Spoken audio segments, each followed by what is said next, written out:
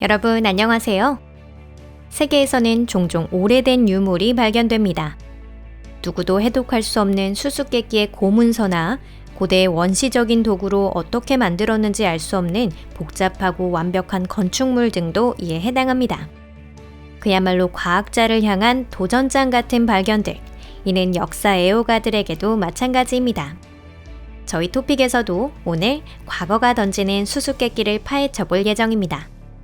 오늘은 과거의 놀라운 수수께끼에 대한 이야기예요. 흥미가 가시나요? 그럼 편히 감상해 주시길 바랍니다. 바로 시작할게요.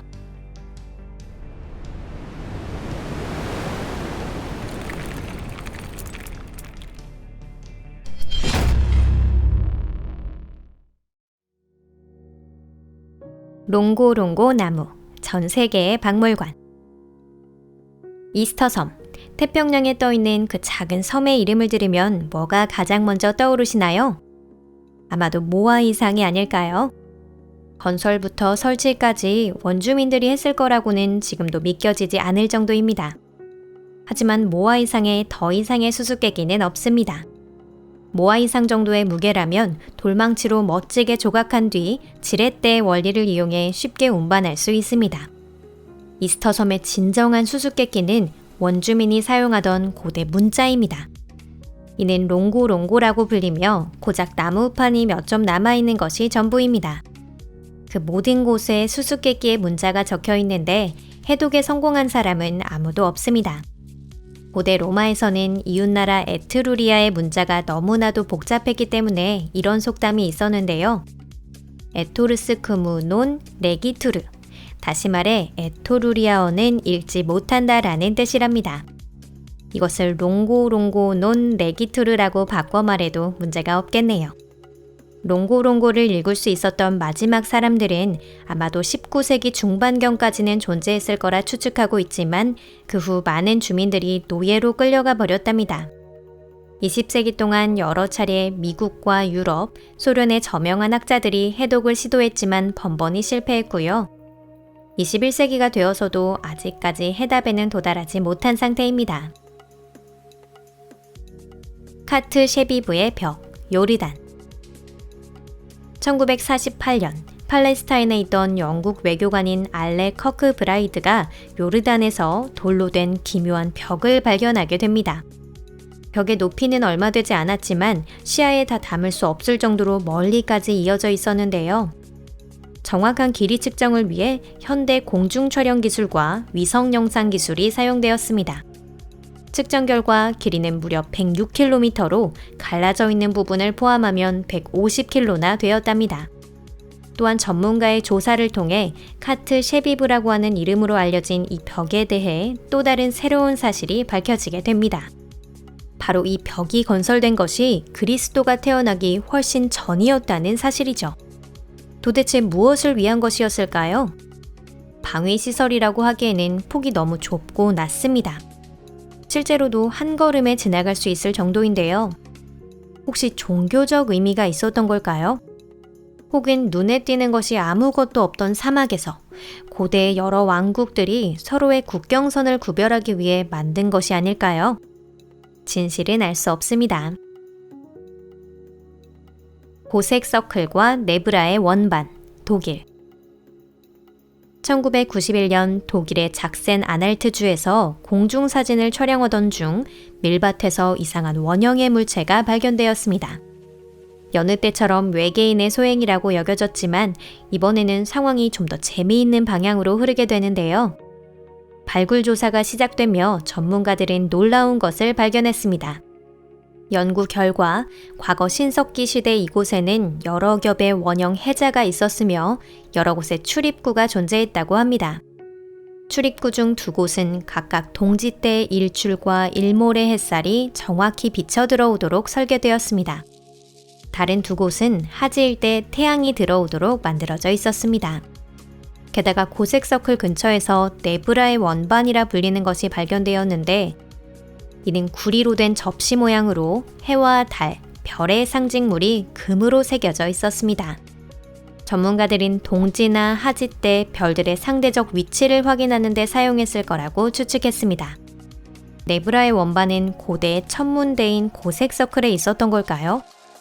당시 이 땅에 살았던 원시 인도 유럽인은 이렇듯 거대하고 복잡한 과학 연구시설을 만들어냈고 거기서 높은 확률로 네브라의 원반 같은 장비를 사용했을 것입니다. 그럼 도대체 이유가 뭘까요? 그리고 왜 이 유적은 방치된 채 이곳에 묻혀 있었을까요? 전투의 흔적은 발견되지 않았기 때문에 외적의 공격을 받았다는 가설은 성립되지 않습니다. 이 모든 것은 고대 유럽 역사에서 해결되지 않은 수수께끼 중 하나입니다. 귀마르의 피라미드, 카나리아 제도. 카나리아 제도의 역사는 넓고 복잡하며 수수께끼로 가득 차 있습니다. 예를 들어 원주민인 관체인이 어디에서 이주해 왔는지 아직까지도 밝혀지지 않았습니다. 관체인에 대해서는 과거 영상에서도 잠시 소개를 드렸는데요. 아직 관체인이 누구의 지배도 받지 않았을 시절 테네리페 섬에 있는 귀마르는 수장국의 수도 중 하나였습니다.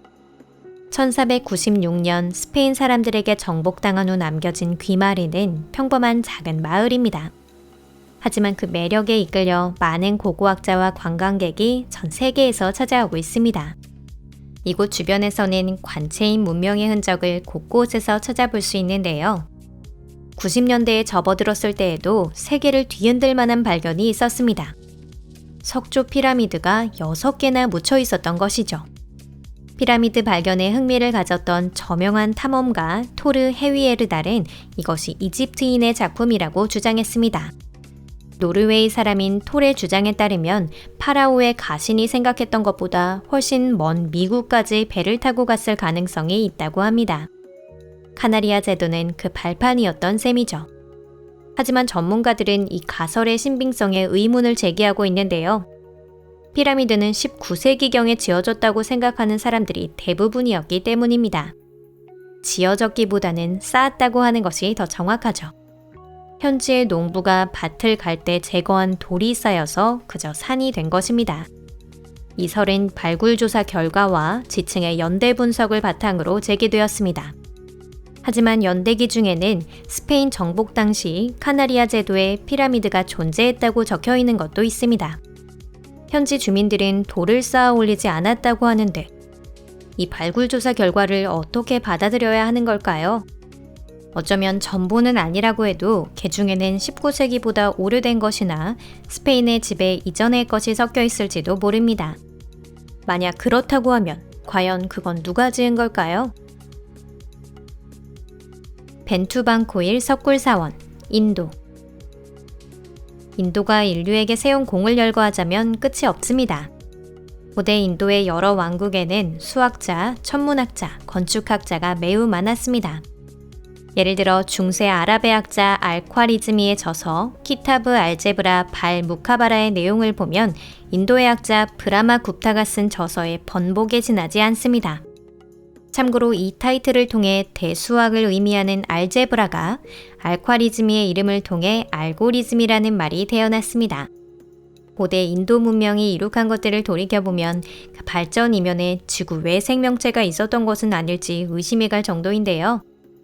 어쩌면 그 유명한 엘로라 석굴과 시바신을 모시는 칼루구말라이의 벤투반코일 석굴사원도 외계인의 인도로 세워졌는지도 모릅니다. 어이없지만 그렇게 느낄 정도로 그 기원을 상상하기조차 어렵습니다. 이 석굴사원은 단단한 바위를 깎아내어 만들어졌습니다. 사원을 장식하는 석상은 아주 미세하게 조각되어 있어 얼핏 보면 살아있다고 착각할 정도입니다. 그럼에도 불구하고 절은 미완성 상태인데요. 누군가가 고대 조각가를 방해하기라도 한 걸까요?